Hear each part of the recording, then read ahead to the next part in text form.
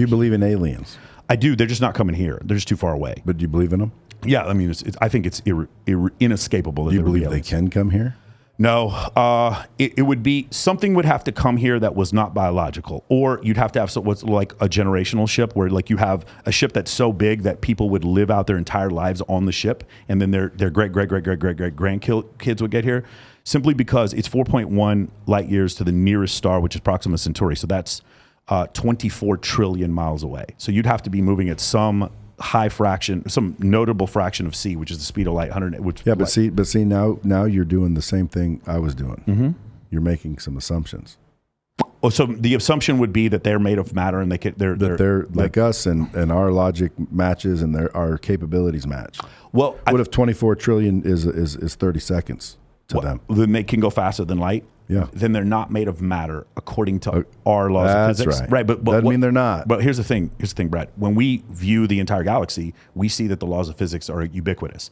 And so because we see that, because we don't look in from ours only. Well, here's the thing. If I look at other stars, I can see from spectroscopy that this star is made of hydrogen, oxygen, methane, or whatever. I can see that. How? Spectroscopy, what it does is I can look at light and I can actually see where the electrons block out part of the spectrum, and I can actually tell what the star is made out of. Really? Yeah.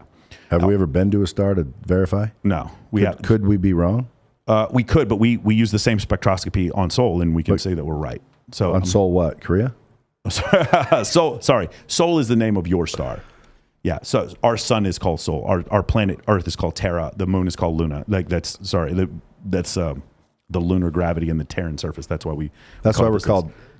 The Earth is terrain. Yes, correct. Terra, exactly. Interesting, dude. Yeah. You definitely got the astronomy down, dude. If you ever want to talk about this for a while, we can. I don't. Okay, sorry about that. Yeah, no, I'm messing with you. Yeah, it's interesting to me, but to me, I wouldn't argue it because I don't know, and I don't argue unless I know. Yeah, like if you bring up something I know and I disagree, oh well, then we'd have a spicy episode. But I'm not arguing with you because I don't know, but it just seems like a flimsy ass thing. And you start going down those rabbit holes and seeing those videos where it's like, hey, look, the there's a shadow and a guy walks by with a Diet Coke or whatever. Yeah. And it just makes you think, is it possible? But flat Earth, I don't necessarily think that's possible. Like, you got to be.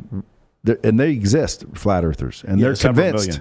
Right now, it's like 4% of millennials believe the Earth and is they're flat. convinced. Yeah, it's insane that that's grown like that. I will tell you this: do you ever go to Washington D.C.? You ever have a reason to go there? Okay, go to the Smithsonian and take a look at the lander yourself. Just see if you can put your or other landers, because remember we went up there 6 times. Yeah. When you touch it, you're dealing with a very, very tough made device that just looks. You've flimsy. touched it. I haven't touched it, but I've been. Oh, actually, no, I have been. There's a natural history museum in Los Angeles, and I actually have touched one of the landers there. Because I'm surprised they let you touch it. Yeah, I mean, this one may have been a mock-up, and I do remember the controls were all covered in plastic. But yeah, they'll let you. You can go in there. It's a solid piece. It's a solid structure. It is. It's just one of these things where it doesn't look like a Ford truck. You know what I'm saying? We have, when we think about commercial things here on like this table, it's it's just 3 inches thick. We know what wood sounds like and what it looks like. We're doing things. We have to do things outside of normal engineering whenever we fly to space. If anybody's interested and you want to debate, Mr. Sartain, hit up the show for sure. I want to hear that debate too, because I want Neil deGrasse here. But he probably agrees with you. Yeah, no, Neil deGrasse Tyson, hopefully I'll have him on. But we actually have round 2 with the Flat Earthers coming up.